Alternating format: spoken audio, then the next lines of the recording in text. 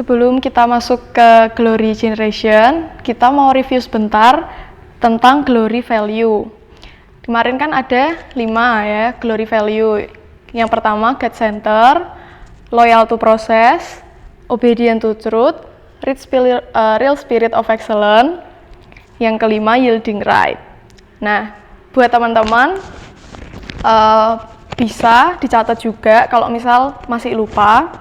Aku bahkan bahas sedikit. God Center itu hidup kita harus berpusatkan dengan Allah. Lalu loyal to process, belajar untuk setia pada setiap proses.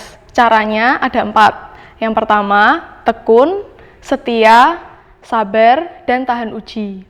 Lalu yang ketiga tentang obedient truth itu, kita berani untuk melakukan kebenaran. Dan kita harus mempunyai prinsip, sikap, dan praktek yang benar. Lalu yielding right itu berkorban untuk orang lain. Di yielding right ini kita harus terus untuk belajar hidup di dalam Tuhan. Kita menyerahkan setiap hak kita kepada Tuhan dan mengandalkan Tuhan dalam hidup kita. Nah, sekarang kita masuk di Glory Generation. Di Glory Generation ini atau generasi yang hidup dalam Glory Value. Kita mau terus menekankan tentang Glory Value ini. Dan dasar firman-Nya itu ada di Matius 16 ayat 26. Kita mau buka sama-sama.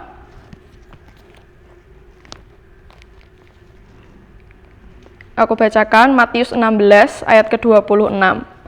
Apa gunanya seorang memperoleh seluruh dunia tetapi kehilangan nyawanya, dan apakah yang dapat diberikannya sebagai ganti nyawanya? Nah, dalam ayat ini kita mau mendalami di tengah sesi ini.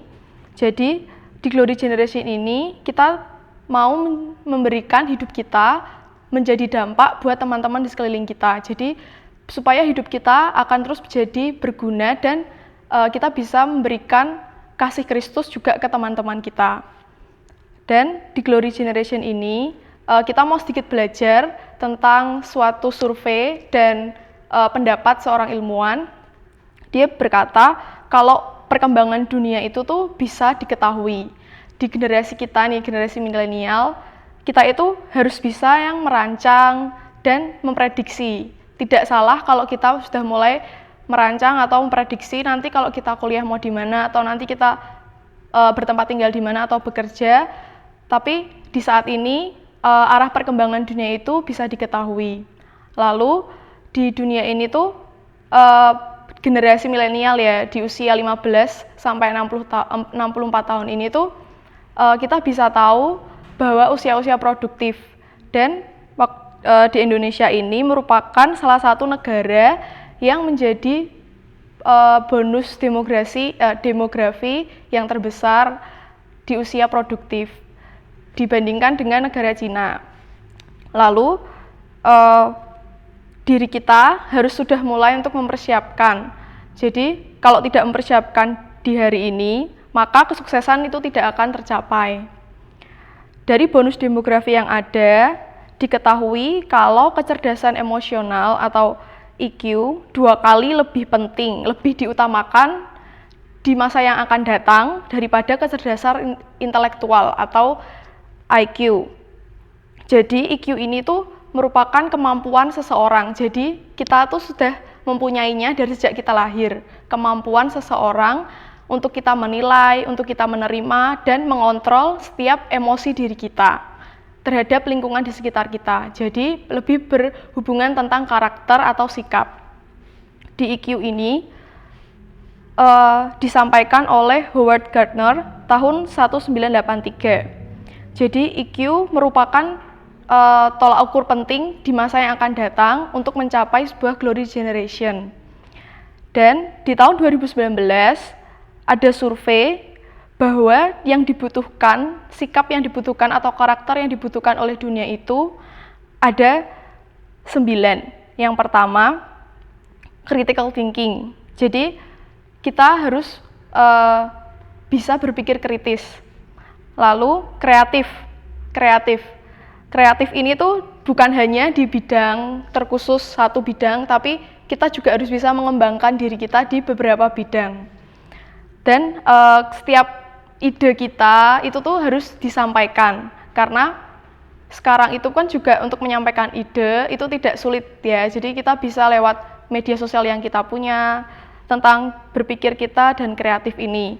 Lalu yang ketiga ada people management, ini tuh bagaimana kita bisa berinteraksi dengan orang, lalu bekerja dalam kelompok dan memanajemen setiap orang yang ada kalau kita lagi berkelompok. Lalu yang keempat tentang complex problem solving. Di sini ketika nanti kita dihadapkan, misal di dunia sekolah mungkin sekarang atau lagi di kuliah, itu tuh kita dibutuhkan untuk bisa menjadi seorang yang pencetus atau pemberi ide untuk pemecahan suatu masalah.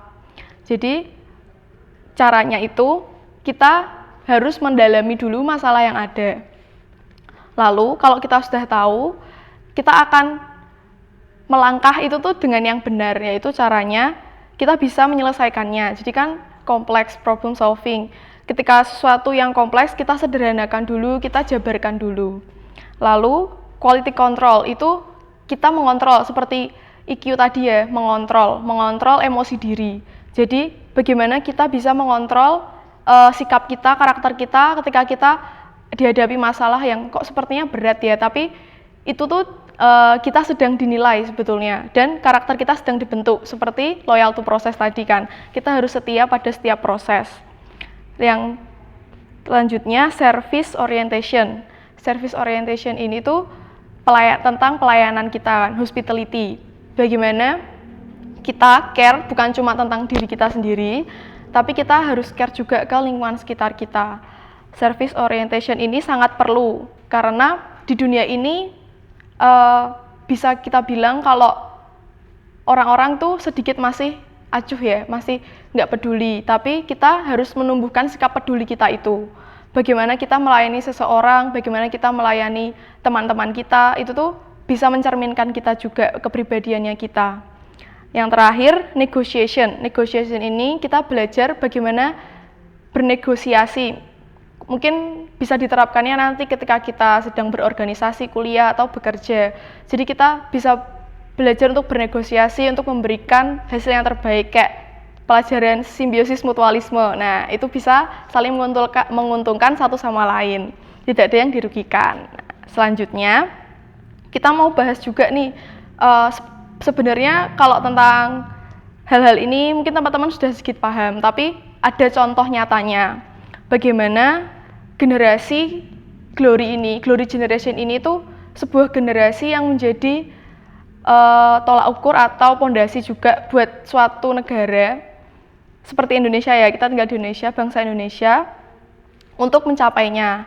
Nah, contohnya itu tuh ada beberapa pemimpin yang sudah menjadi contoh sebagai generasi atau orang pribadi yang benar-benar glory generation yang bisa membawa sebuah perubahan. Jadi pemimpin itu aku kasih 3 contoh pemimpin yang familiar di telinga kalian. Yang pertama itu ada Mahatma Gandhi. Nah, Mahatma Gandhi ini kan seorang pemimpin agama di negara India. Nah, Mahatma Gandhi ini tuh dia menjadi seorang pemimpin, tetapi dia juga memberikan dampak. Jadi ketika India itu ingin merdeka, Mahatma Gandhi ini tuh tidak memiliki sikap atau ayo secara kekerasan, ayo secara masih berpikirnya tuh pendek, tapi dia mau menggunakan cara yang lain, yaitu tuh dia mengutamakan yang namanya damai, jadi kedamaian. Jadi dengan cara negosiasi tadi, dan akhirnya negara India bisa menjadi negara yang merdeka utuh. Lalu yang kedua ada Nelson Mandela. Nah, Nelson Mandela ini kan seorang presiden pertama yang mempunyai kulit hitam ya di negara Afrika Selatan. Jadi Nelson Mandela ini tuh seorang pemimpin, satu-satunya pemimpin pada masanya itu dia yang punya jabatan penuh. Jadi tidak ada campur tangan lain dari pemerintahan sebelumnya, tapi dia benar-benar sendiri yang mempunyai kekuasaan penuh untuk memimpin negara Afrika Selatan. Dan dia mempunyai fokus utama untuk memberantas setiap rasisme, untuk kemiskinan dan juga kesenjangan sosial. Jadi dia tidak mau antara satu warganya dengan yang lain itu ada kesenjangan sosial karena mungkin miskin, yang satunya kaya, tapi dia mau merangkul itu semua. Jadi Nelson Mandela ini tuh adalah salah satu contoh juga dari yang sikap 9 karakter tadi ya, yang tentang service orientation, dan dia mempunyai hati untuk sikap melayani warga-warganya. Pemimpin yang ketiga ini, contoh nyata seorang pemimpin yang membawa perubahan itu adalah Samara Amani. Nah, mungkin masih asing ya di telinga, atau beberapa sudah familiar. Samara Amani ini tuh waktu itu dia bergabung di suatu Partai Solidaritas Indonesia, dan dia menjadi seorang politikus termuda, dinobatkan sebagai politikus termuda di Indonesia. Jadi Samara Amani ini tuh dia lebih memberikan kinerjanya untuk generasi milenial. Jadi dia concern atau fokus untuk generasi milenial, bagaimana dia selalu menyuarakan bahwa generasi milenial itu tuh perlu didengarkan pendapatnya, dan setiap pendapat itu tuh suatu hal yang berguna atau bermanfaat. Jadi Samara Amani ini dia menyuarakan kalau generasi milenial harus terbuka, dan maksudnya tuh melek terhadap politik yang ada di negara Indonesia. Dan setiap hari kita mesti kan dengarkan di berita-berita bagaimana perkembangan negara Indonesia, dan dia itu menyuarakan itu, dan bukan hanya di Indonesia saja, tapi dia juga sudah terkenal di kancah negara internasional. Jadi Samara Amani ini tuh memberikan ruang untuk generasi muda berpendapat, dan tidak mau kalau generasi milenial itu tuh hanya berdiam diri, sedangkan seorang generasi milenial kayak anak-anak muda kan, contohnya kita dan teman-teman itu kan suatu generasi yang punya ide yang banyak berkreatif, banyak berpikir kritis. Di situ dia lebih mengutamakan. Jadi Samara Amani memberikan ruang untuk generasi muda itu dalam berpendapat dan tidak hanya berdiam diri.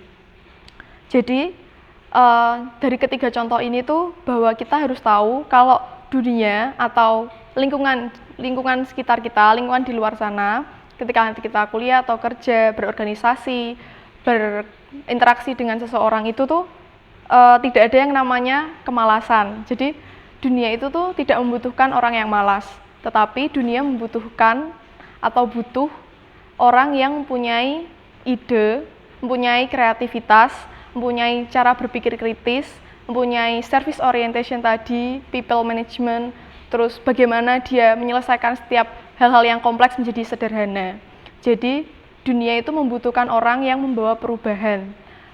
Membawa perubahan ini tidak suatu hal yang mudah, tetapi ketika kita mempunyai sikap mau di dalam diri kita sendiri, pasti kita bisa untuk melakukannya. Jadi kunci utamanya itu adalah niat. Jadi niat dari dalam diri kita, kemauan yang ada. Dan seorang pemimpin itu tuh bukan hanya seorang pemimpin yang bisa menyelesaikan atau oke, aku bisa menyelesaikan, memberikan suatu perubahan di lingkungannya, di lingkungan kerjanya, di setiap hari dia bekerja atau di mana dia memberikan hidupnya gitu kan buat pemimpinnya gitu ya. Tetapi di Glory Generation ini kita tuh mau bahas bagaimana menjadi pemimpin glory, yaitu bukan hanya merubah untuk dirinya sendiri dan lingkungan kerjanya saat ini atau lingkungan pertemanannya itu menjadi lebih baik, tetapi bagaimana hidup kita itu harus menjadi dampak buat sekeliling kita, memberikan sesuatu hal yang bermanfaat atau berguna, memberikan perubahan dan positif untuk lingkungan sekitar kita. Nah, di Glory Generation ini kita mau bahas satu persatu. Jadi nanti ada 3, yang pertama followers, lalu fellowship, dan yang terakhir Glory leadership itu ya, tentang leadership. Terus dilanjutkan oleh Kak Ruth.